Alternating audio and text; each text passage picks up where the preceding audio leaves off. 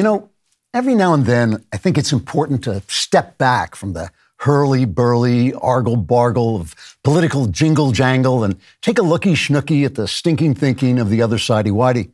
After all, no one is correct all the time. Sometimes we on the political right can become so passionate about preserving our inherited liberties that we overlook the legitimate concerns of demonic hellspawn who want to slaughter babies and sexually mutilate children, while at the same time replacing the capitalist engine of free societies with a socialist system that has reduced civilizations to rubble and slavery wherever it's been tried.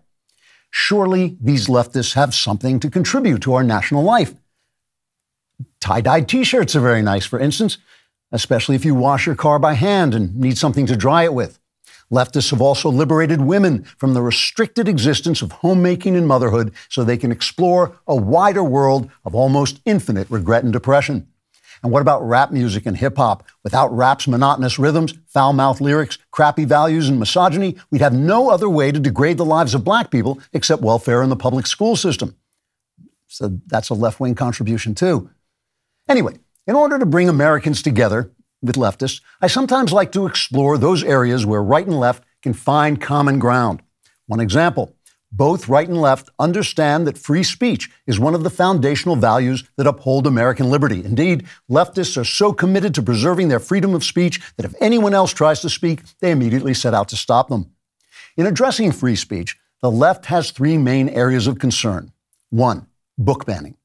Let's say a few small-minded parents force an elementary school to remove a perfectly reasonable book of homosexual pornography from the library's lower shelves and put it on a higher shelf where only third graders can reach it.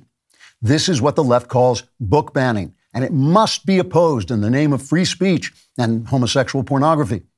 In the same way, when Ryan Anderson wrote a book in opposition to the transgender movement, left-wing activists selflessly took time out from threatening the lives of Matt Walsh and his family to ensure Amazon dropped Anderson's book from their store, which of course is not book banning, because you can still get Anderson's book in any dark alley where books are sold by people trying to avoid being assaulted by left-wing activists. Two, misinformation. Now, of course, to most of us, misinformation is just the harmless winner of a beauty contest where bearded women with penises parade on stage in tuck-friendly bikinis. But no, misinformation is actually a serious problem, and it must be suppressed in order for free speech to thrive.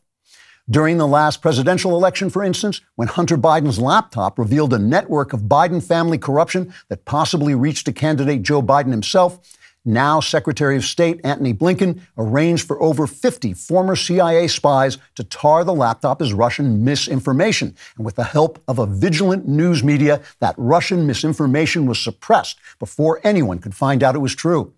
So you can see why the left feels it's very important to suppress misinformation, if it's true. Finally, three, violence.